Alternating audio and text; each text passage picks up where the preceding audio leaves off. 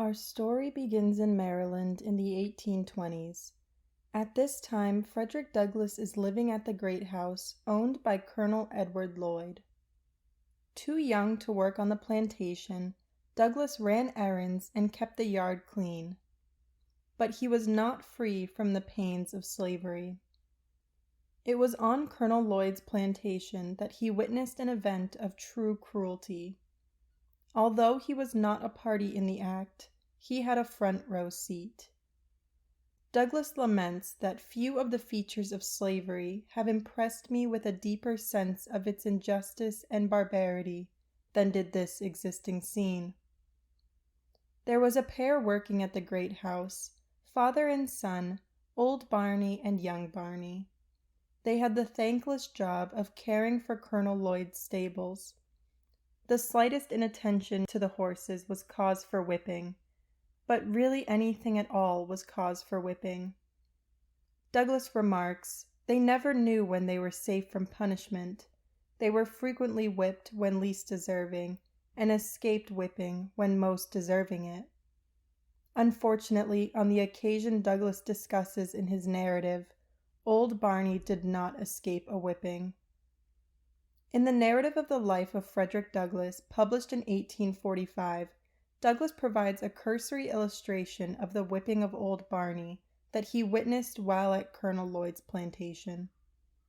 "I have seen Colonel Lloyd make old Barney, a man between 50 and 60 years of age, uncover his bald head, kneel down upon the cold, damp ground, and receive upon his naked and toil-worn shoulders more than 30 lashes at the time."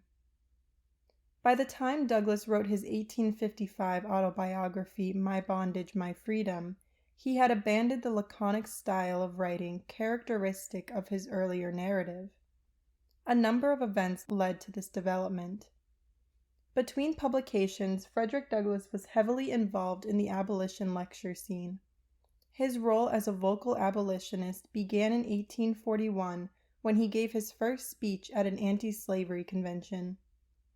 But his years of lecturing were not all full of standing ovations. Douglass was often introduced at lectures in dehumanizing language, and his friends encouraged him to have a little of the plantation manner of speech than not, so that people would actually believe he had been enslaved.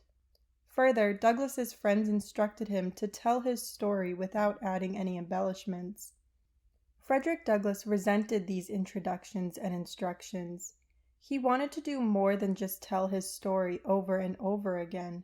He wanted to make judgments about slavery. He wanted to grow. A voyage to England in 1845 was just what he needed to fully realize what it meant to be a free man, and more importantly, to be a man. A letter from Douglass to William Lloyd Garrison summarized this shift. It read, "I breathe, and lo, the chattel becomes a man. I gaze around in vain for one who will question my equal humanity, claim me as his slave, or offer me an insult." This time in England gave Frederick Douglass a complete understanding of manhood, which he emphasized in his later works, especially in the scene depicting the whipping of old Barney. Think of the earlier description of the whipping of old Barney from Douglass's narrative, which seems like nothing more than one of the many instances of an enslaved person being abused by their enslaver in the book. The same scene in My Bondage, My Freedom and the Life and Times of Frederick Douglass emphasizes that this is not the case. In these books, Douglass does not merely skip to old Barney kneeling before Colonel Lloyd. Instead, he places them next to each other for comparison.